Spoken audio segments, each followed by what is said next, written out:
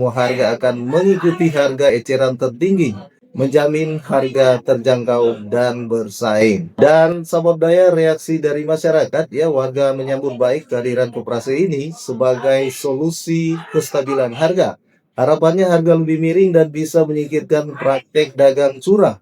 Demikian diungkapkan Ibu Yunika, Ketua KDMP Bentangan, menegaskan semua harga akan mengikuti harga eceran tertinggi, menjamin harga terjangkau dan bersaing.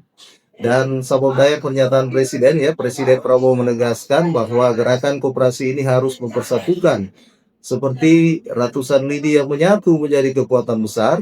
Dan ia menekankan bahwa koperasi bukan hanya untuk yang lemah saja, melainkan alat ekonomi bersama untuk memperkuat kegiatan gotong royong dan meningkatkan kesejahteraan rakyat.